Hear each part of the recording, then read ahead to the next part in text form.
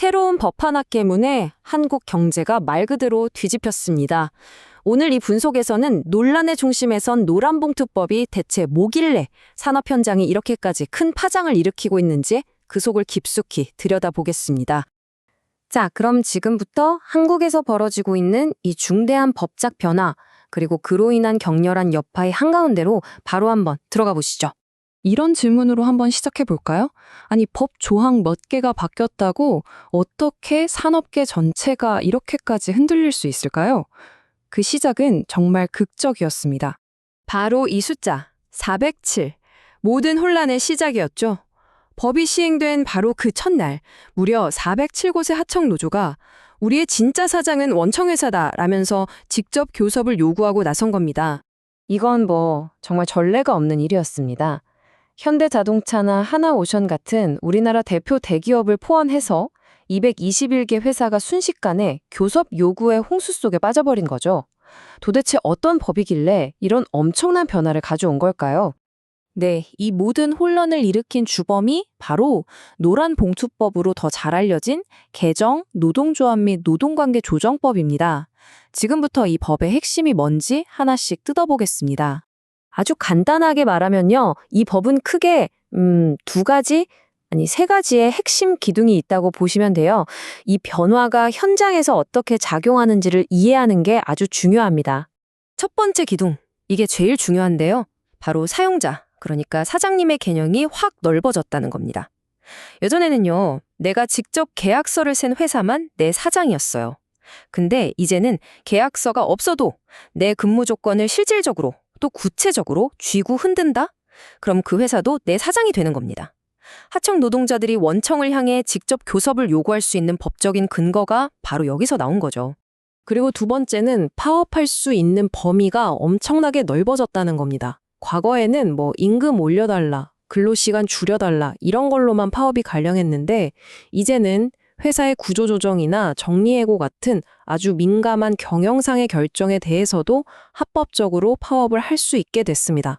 마지막 세 번째, 만약에 파업 때문에 회사에 손해가 생겼을 때 예전처럼 노조원 개개인에게 마구잡이로 손해배상을 청구하는 걸 막는 겁니다.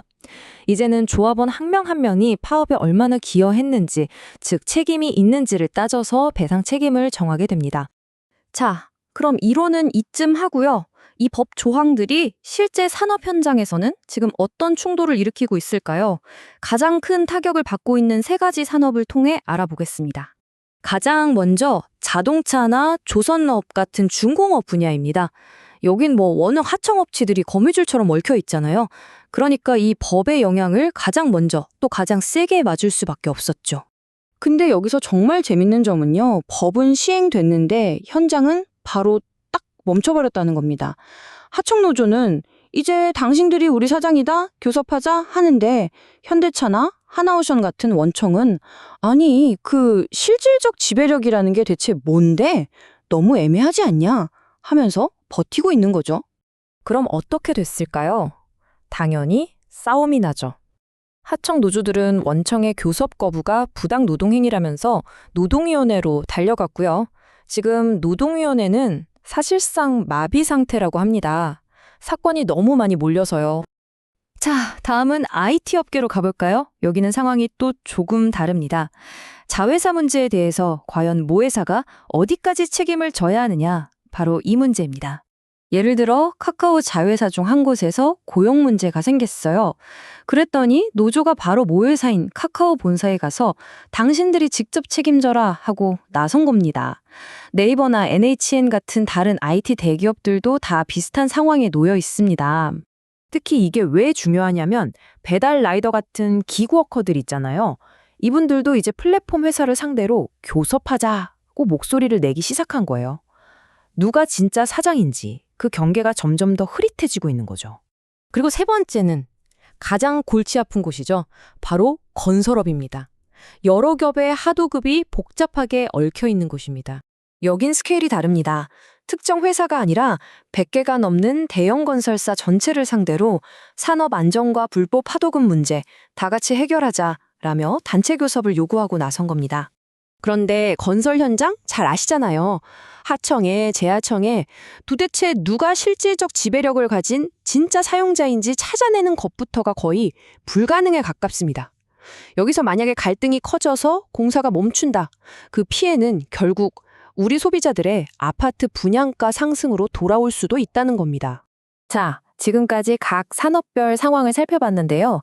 이 혼란을 종합해보면 지금 공통적으로 크게 세 가지 문제점이 보입니다.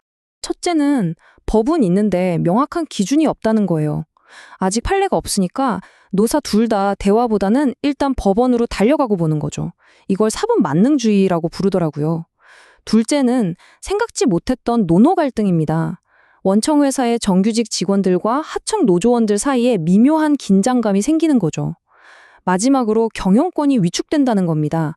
구조조정 같은 큰 결정을 내렸다가 바로 파업으로 이어질까봐 기업들이 아예 투자나 사업 재편을 꺼리게 되는 거죠. 자, 그럼 이 혼란스러운 상황, 우리는 이걸 어떻게 바라봐야 할까요? 이 법이 가진 역사적인 의미를 한번 생각해 볼 필요가 있습니다. 이게 그냥 법 조항 하나가 뚝 바뀐 게 아닙니다. 무려 72년이에요. 72년 동안 한 번도 바뀌지 않았던 사용자라는 법적인 정의가 처음으로 바뀐 겁니다. 이건 그야말로 한국 사회 전체가 참여하는 거대한 실험인 셈이죠. 과연 이 법은 노동자의 권리를 한 단계 끌어올리는 위대한 진보가 될까요? 아니면 예측 불가능한 경제적 혼란의 시작일까요? 전문가들은 대법원에서 구체적인 판례가 쌓이기까지 앞으로 최소 2, 3년은 지금과 같은 혼란이 계속될 거라고 봅니다. 한 가지 확실한 건 한국 사회의 이 거대한 실험은 이제 정말 막 첫 발을 떼었다는 겁니다.